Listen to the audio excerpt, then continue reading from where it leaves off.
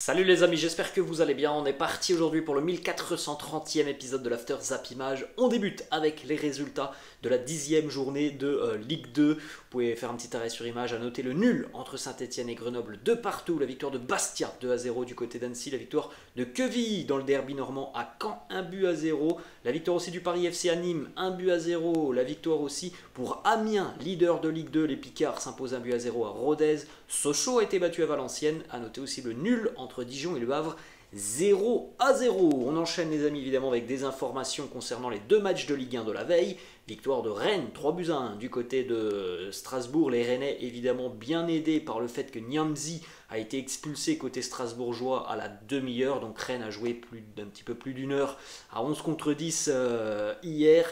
Buteur côté Rennais, Kalimuendo. D'ailleurs le but de Kalimuendo il est magnifique. Un but aussi pour Martin Terrier. Un nouveau but aussi pour Amine Gouiri qui retrouve l'efficacité côté Rennais. Côté strasbourgeois, réduction de la marque en seconde mi-temps signé Habib Diallo. Kalimuendo, buteur et passeur décisif hier. Regardez cette stat énorme sur Arnaud Kalimuendo qui est devenu le premier joueur né en 2002 ou après à atteindre la barre des 20 buts parmi les 5 grands championnats européens. Personne ne fait mieux qu'Arnaud Kalimuendo, l'ancien attaquant du Paris Saint-Germain qui a beaucoup marqué donc, du côté du Racing Club de Lens, est le meilleur joueur des 5 grands championnats en termes de buts marqués évidemment les amis. Lorsque tous les joueurs sont nés à partir de 2002 ou après, c'est Kalimuendo le meilleur en termes de buts marqué. Petite stat les amis, côté strasbourgeois, ça va mal pour le Racing. Les débuts de saison est cauchemardesque pour les Alsaciens. Toujours aucune victoire. Julien Stéphan, l'entraîneur, n'a remporté aucun de ses 10 derniers matchs de Ligue 1. 5 nuls, 5 défaites. C'est la plus longue disette de sa carrière sur un banc dans l'élite. Direction cette fois-ci les amis, le Parc des Princes. Le PSG de retour aux affaires hier après cette trêve internationale. Match difficile pour le Paris Saint-Germain face à l'OGC Nice. Victoire 2-1 pour le PSG. Messi sur coup franc direct, égalisation de Laborde 47e après avoir vu une défense parisienne vraiment très, très laxiste sur ce centre de Youssef Attal et l'égalisation de Laborde, et Mbappé qui donne la victoire au PSG à la 83e minute alors que Kylian était entré en jeu un gros quart d'heure avant de marquer, puisque Kylian, on le rappelle, n'était pas titulaire lors de cette rencontre. Vous pouvez jeter un petit coup d'œil les amis aux stats de la rencontre. Match assez fermé, très peu d'occasions. Nice qui est venu avec un dispositif assez intéressant qui a gêné au mieux le PSG, même s'il est vrai que les Niçois n'ont pas beaucoup existé offensivement. En tout cas sur l'aspect défensif c'était plutôt sérieux ce qu'a proposé l'OGC Nice hier. 12 tirs à 4 au final pour le Paris Saint-Germain hier, 4 tirs cadrés à 1, donc pas beaucoup d'occasions dans cette rencontre. Quelques stats, Lionel Messi qui inscrit hier son 60e but sur coup franc direct, le premier avec le Paris Saint-Germain, il en a marqué 50 avec le Barça, 9 avec l'Argentine, d'ailleurs on rappelle qu'il en a mis aussi un en début de semaine avec l'Argentine, donc 2 coups francs directs cette semaine pour Léo Messi qui est impliqué sur 12 buts en Ligue 1 cette saison, en seulement 10 matchs, 5 buts et 7 passes décisives. C'est autant que la saison dernière lors de ses 16 premiers matchs avec le PSG où il avait été impliqué sur 2 buts et 10 passes décisives. Globalement, Lionel Messi cette saison avec le PSG et l'Argentine, c'est donc 11 buts et 9 passes décisives, évidemment, toutes compétitions confondues. On poursuit les amis avec quelques déclats autour de cette rencontre. Christophe Galtier premièrement qui nous dit oui, la coupure internationale associée au match de mercredi en Ligue des Champions face au Benfica peut générer chez les joueurs de la démobilisation. C'est très difficile de revenir dans la compétition quand on a voyagé, quand on a joué en sélection. On a eu très peu de travailler et il faut aussi souligner le fait que Nice a fait un vrai bon match avec une organisation différente. Notre début de seconde période a été très mauvais. On a laissé le monopole du jeu à l'OGC Nice. Il a fallu injecter un peu de sang frais. L'équipe était-elle fatiguée? Eh bien, il est vrai qu'on a eu du mal à mettre du rythme. Ils ont tous beaucoup joué. Je ne pouvais pas faire souffler tout le monde. C'est un calendrier et une saison singulière. J'ai vu de la fatigue, des joueurs qui ont eu du mal à redémarrer. Christophe Galtier qui nous dit aussi, il est vrai que dès que l'on a reconstitué le trio offensif Messi, Mbappé, Neymar, ça a mis plus de pression sur la défense adverse. On a mieux sorti nos ballons, on s'est créé des occasions qui nous ont permis de l'emporter. On rappelle que le trio n'était pas aligné au début de match puisque Mbappé était remplaçant, il était c'est Ekitike pardon, qui était titulaire. D'ailleurs, Christophe Galtier a eu un mot pour le match d'Ekitike. Il nous dit: je suis satisfait de son premier match dans un contexte difficile face à une défense qui était assez compacte. Il a beaucoup travaillé pour l'équipe et a fait en sorte d'avoir des relations techniques avec ses partenaires. Petite déclat aussi de Christophe Galtier sur le match de Léo Messi. Il nous dit: j'ai un plaisir incroyable de le voir tous les matins à l'entraînement, il est très bien dans sa tête, il est très heureux, c'est un joueur très altruiste qui anime le jeu, qui a toujours eu l'habitude de marquer et il reprend le goût de marquer. Ensuite, malheureusement pour le PSG, hier encore une fois on a vu Renato Sanchez visiblement être touché physiquement. Il est sorti prématurément en seconde mi-temps. De nouveau un pépin physique pour lui qui revenait à peine de blessure. Renato Sanchez, Christophe Galtier qui nous dit il a senti un petit étirement sur la jambe gauche en glissant. C'est la jambe gauche, donc pas du côté où il était blessé. Il revenait de blessure, il a préféré sortir. La gravité de la blessure, il est encore trop tôt pour en parler. On espère que c'est pas trop grave parce qu'on sait très bien que Renato Sanchez a un passif avec les problèmes et les pépins physiques qui est assez important. On a souvent vu Renato être blessé et gêné au cours de sa jeune carrière. On va continuer les amis du côté de l'Espagne. La victoire du Barça 1-0 hier du côté de Majorque. Exploit personnel de Robert Lewandowski au bout de 20 minutes de jeu dans un match là aussi qui a été compliqué parce que Majorque est une équipe qui défend très très bien, mais ça fait encore 3 points et encore un clean sheet pour le Barça. Regardez déjà les stats monstrueuses de Lewandowski depuis le début de saison. 12e but en 9 matchs, toutes compétitions confondues pour Lewandowski sous les couleurs du Barça. Ça les amis, ce sont les stats en Liga. Alors il y a une petite erreur dans l'intitulé puisque Lewandowski a marqué sur ses 6 derniers matchs de Liga. Il n'avait pas marqué lors de la première journée face au Rayo Vallecano. En tout cas, Lewandowski est devenu le joueur le plus rapide à atteindre la barre des 9 buts en Liga au 21e siècle. Personne n'a fait mieux que Robert Lewandowski en Liga.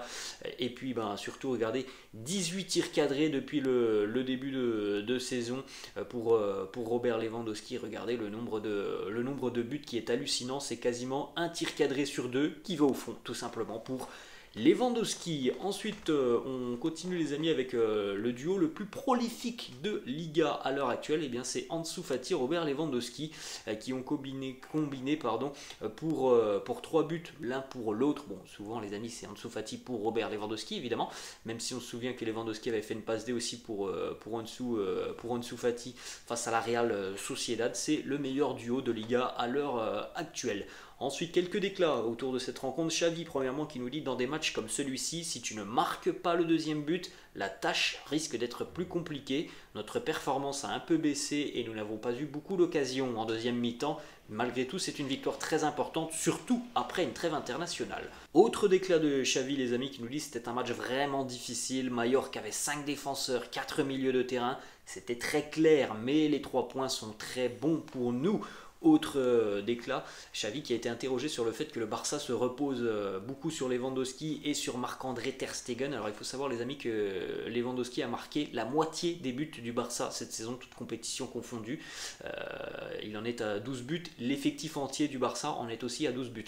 Xavi qui nous dit: on se repose sur Ter Stegen et Lewandowski. Eh bien ce serait vraiment difficile d'expliquer cela en résumant simplement notre bon début de saison aux performances de Ter Stegen et Lewandowski. Il y a beaucoup plus de choses qui entrent en jeu, même si il est évident que Robert et Marc font d'énormes différences. On continue d'ailleurs les amis avec les stats de Marc-André Ter Stegen. Regardez le début de saison énorme du portier allemand du Barça. 7 matchs de Liga, 6 clean sheets pour le gardien allemand qui en est d'ailleurs sur 5 clean sheets consécutifs, plus de 500 minutes sans encaisser de but pour Marc-André Ter Stegen.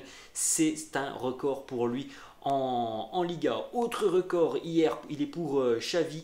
18e match consécutif à l'extérieur pour Xavi en Liga sans la moindre défaite. Il détrône le record de Zinedine Zidane de 2016. Ça y est, il est battu ce record par Xavi. 18 matchs consécutifs pour les Barcelonais à l'extérieur en Liga sans la moindre défaite. 13 victoires et puis 5 matchs nuls. Autre résultat en Espagne hier, ça va faire du bien ça pour l'Atlético, victoire 2-0 du côté de Séville, Marcos Llorente et Alvaro Morata dans un match qui a été dominé par les Colchoneros, il faut le souligner. Encore une fois, cette équipe de Séville, elle n'est plus du tout la même que la saison passée, et d'ailleurs que les saisons passées. Cette équipe sévillane est en grande difficulté depuis le début de saison. À noter aussi que c'est important pour Koké, l'un des hommes forts de l'Atlético, l'un des capitaines de l'Atlético. Koké a joué hier son 554e match officiel avec l'Atlético Madrid.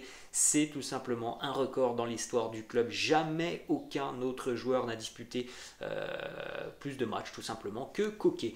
On poursuit les amis avec les statistiques du club de Burgos, club de 2e division espagnole. Regardez un petit peu les stats depuis le début de saison, c'est assez incroyable quand même ces statistiques. 8 matchs depuis le début de saison pour Burgos, il y a 6 nuls, 2 victoires, aucun but encaissé, 2 petits buts marqués, c'est assez fou. 2 victoires sur le score de 1-0, 6 matchs nuls, 0-0, c'est assez incroyable cette statistique. Ils n'ont toujours pas encaissé de but, mais ils n'en ont mis que 2 après 8 matchs. On enchaîne les amis du côté de la première ligue, vous faites un petit arrêt sur image pour regarder les résultats complets de cette journée de PL. Bon, il faut savoir que West Ham s'est imposé face à Wolverhampton 2-0, victoire d'Everton à Southampton, victoire aussi écrasante de Newcastle, 4-1 du côté de Fulham. Il est vrai que Fulham a joué 80 minutes à 10 contre 11, victoire aussi pour Chelsea en toute fin de match du côté de Palace. On regarde justement ce qui s'est passé du côté de Selhurst Park. Hudson-Edouard avait donné l'avantage à Palace, 1-0. Pierre-Emerick Aubameyang, buteur avec les Blues, son premier but évidemment avec les Blues de Chelsea à la 38e, et Conor Gallagher, ancien joueur de Crystal Palace, qui marque à la 90e minute pour les Blues de Chelsea, même si ce fut très compliqué pour les hommes de Graham Potter au cours de cette rencontre. Regardez un petit peu les amis les stats de Wesley Fofana sur cette rencontre. Il a été énorme le défenseur français, 106 ballons touchés, 88 sur 96 en ce qui concerne les passes réussies, 92% de passes réussies, 1 sur 3 en ce qui concerne les duels aériens, 2 sur 2 en ce qui concerne les duels au sol, 2 fautes subies, 4 interceptions. On a une petite information sur le match de West Ham hier. Diego Costa était de retour sur les terrains de Premier League. Il a fait son retour évidemment hier avec les Wolves. On enchaîne évidemment avec des informations sur le derby nord-londonien. Arsenal s'est imposé avec la manière hier, 3-1 face à Tottenham. Thomas Partey, 20e, bijou d'ailleurs de Thomas Partey, l'enroulé à l'entrée de la surface de réparation. Kane, 31e sur penalty. Gabriel Jesus, 49e en début de seconde mi-temps à la suite d'une énorme erreur dans la défense des Spurs et d'une énorme erreur aussi d'Emerson et d'Hugo Lloris, et puis Granit Xhaka, 67e minute. Regardez les stats de cette rencontre, complètement dominée par les Gunners, 22 tirs à 7, 9 tirs à 3 en ce qui concerne les tirs cadrés. Il faut souligner que Tottenham a terminé cette rencontre à 10 expulsions d'Emerson sur un vilain geste à la 70e minute. Vous pouvez jeter un petit coup d'œil les amis, les stats de Gabriel Jesus sur cette rencontre. C'est le joueur qui a le plus tiré, et effectué le plus de tirs cadrés, qui a touché le plus de ballons dans la surface adverse, qui a gagné le plus de duels, qui a obtenu le plus de fautes. Encore une fois, une prestation énorme pour Gabriel Jesus. Regardez aussi les stats de William Saliba, 100% de duels aériens gagnés, 96% de passes réussies, 79 ballons touchés, 11 récupérations de balles, 6 passes clés, 5 duels gagnés, 3 tacles réussis, 3 dégagements réussis, jamais dribblé au cours de cette rencontre. C'est énorme ce qu'a fait William Saliba hier. Il est d'ailleurs devenu hier le joueur qui a récupéré le plus de ballons au cours d'un match de Premier League cette saison. 11 ballons récupérés par Saliba hier sur cette rencontre, et c'est aussi le record dans l'histoire des derbies du nord de Londres. Énorme prestation du défenseur français. On a quelques déclats autour de cette rencontre. Martin Odegaard, premièrement, qui nous dit: nous avons dominé le match depuis le début, ils ont marqué avec rien, donc c'était important de revenir avec énergie en seconde mi-temps.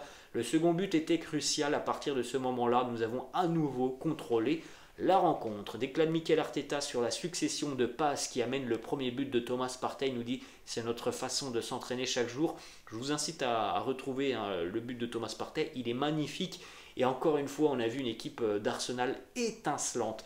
La seule petite satisfaction du côté de Tottenham, c'est le but d'Harry Kane qui a inscrit hier son 100e but à l'extérieur en championnat. Jamais un joueur dans l'histoire du championnat n'avait marqué 100 buts à l'extérieur. On enchaîne les amis cette fois-ci du côté d'Anfield. Liverpool a été tenu en échec hier par Brighton, 3 partout. Scénario complètement fou. Brighton menait 2-0. Liverpool a repris l'avantage 3-2 et Leandro Trossard a donc terminé son boulot. Leandro Trossard inscrit un triplé hier pour Brighton.